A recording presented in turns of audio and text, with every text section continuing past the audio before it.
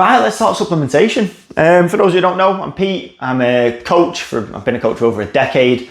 I train people for a variety of different events. I'm also a very average triathlete at the moment. I'm currently 2 weeks out from my next middle distance triathlon, 70.3 distance, so 1.9k swim, 90k bike, half marathon to finish.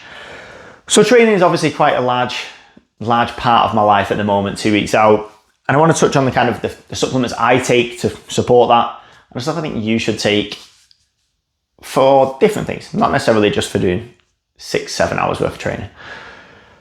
I'm going to touch on these. You'll notice they're all Applied Nutrition, for the eagle-eyed amongst you. I'm not paid by Applied Nutrition. I do have a discount code, but I don't. I'm not paid any salary or anything. I'm not exactly an influencer, but I buy these with my own money because they're the ones I like and the ones I trust. So, and because I've got a discount, which obviously helps when you're paying your own money for things. I don't take tons of supplements. I don't believe you need to take tons of supplements. I think people are in two minds sometimes with supplementation.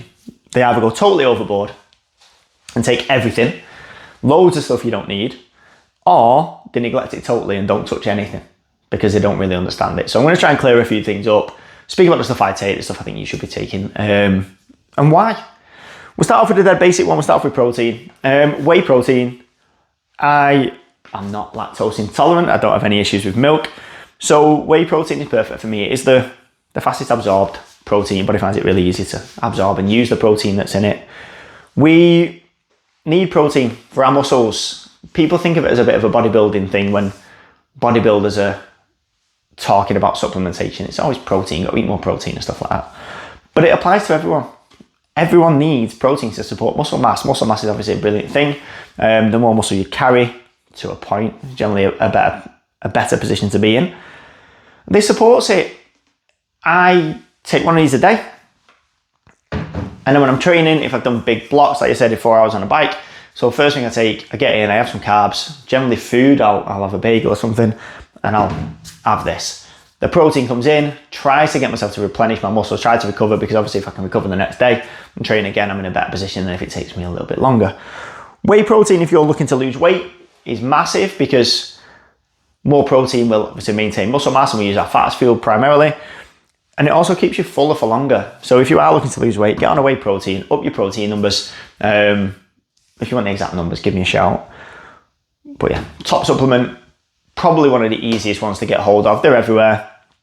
Pick a flavour you like. I'm on white chocolate pistachio at the moment, which I rotate between that and salted caramel. They're my two go-tos. Next one, we're going to talk about another sort of bodybuilding traditional supplement. Creatine monohydrate. Creatine monohydrate is the most researched sort of performance supplement there is. More studies are done on this than anything else. And it's brilliant. So it has so many benefits, and the more they study it, the more they find more benefits. There's talk about obviously cognitive benefits, there's all sorts of different health benefits. The one I use it for though, mostly, is strength. So when I'm putting out high power and I'm pushing hard, this little supplement helps me. It's very, very basic. We should be taking 1 scoop a day. Basically 5 grams a day. You're going to be on there. You're going to be taking with water, with juice, anything like that. Just throw it in. Once, it doesn't matter really much about timing. Doesn't matter really much about what you mix it with. You just get that into your system once a day. We don't cycle it. We don't need to go up and off it. Some people do recommend every 8 weeks or so having a week off with most supplements, but it's not totally essential. If you're not taking creatine, you shouldn't be. Obviously, unless a doctor's told you not to, then you shouldn't. Again, it's tested for athletes, this one, so I know exactly what's in it. Creatine is kind of a souped up supplement. Because it works so well, companies got on top of it and they were like, right, how can we actually make us money? Because it's a really cheap product. It's a basic white powder. There's nothing fancy to it, and we don't need to mix it with anything. Companies got on board with it, flavoured ones, all this, gummies, all this stuff. Stay away. Creatine monohydrate, take 1 scoop a day. It's all you need. You don't need to be buying anything fancy. Just take the basic one.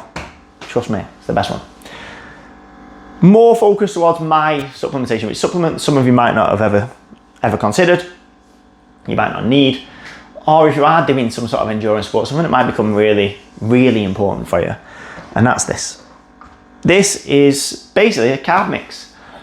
So it's a drink that I put on my bottles on the bike. So when I'm riding, I can get carbohydrates. There's 48 grams of carbohydrates per serving. So that gets into my system nice and quick. When I'm out there, I carry 2 bottles of this. So there's basically 196 grams of carbs in my bottles.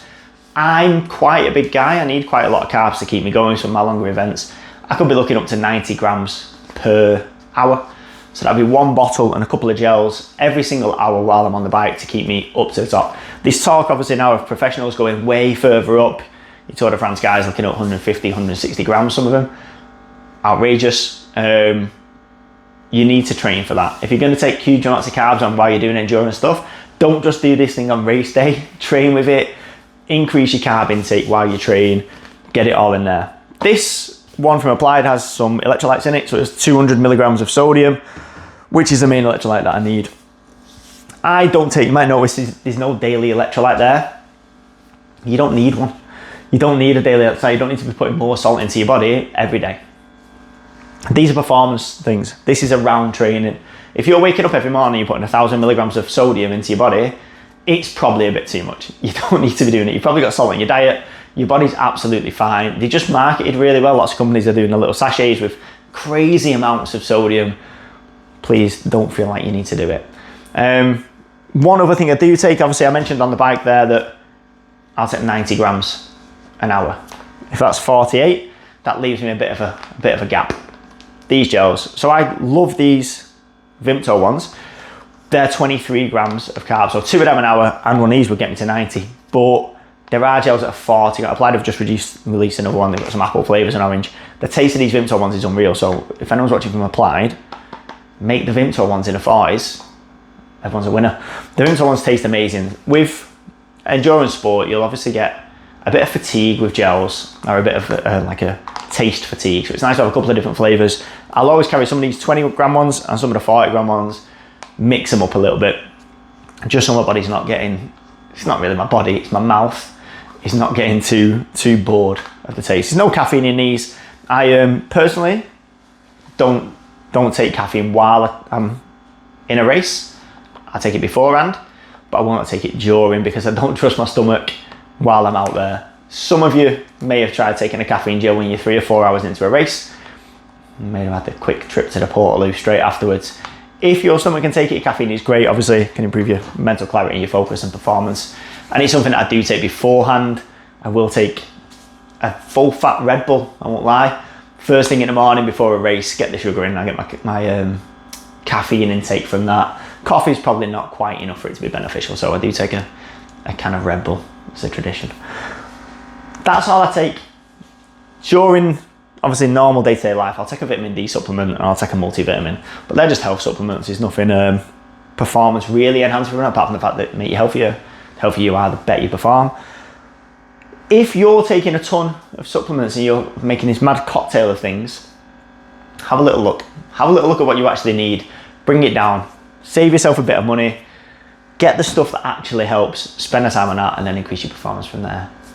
If you have any questions specifically about your supplementation, feel free to drop me a message either over on Instagram or on YouTube or any of the platforms you've got me on, and I'll see if I can give you some personalised advice. But for now, yeah, this is what I take. This is what I'll be continuing to take in all the way up until race day. And then afterwards, after my race, instead of my protein, I'll probably be having a Guinness. But apart from that, everything else will stay the same.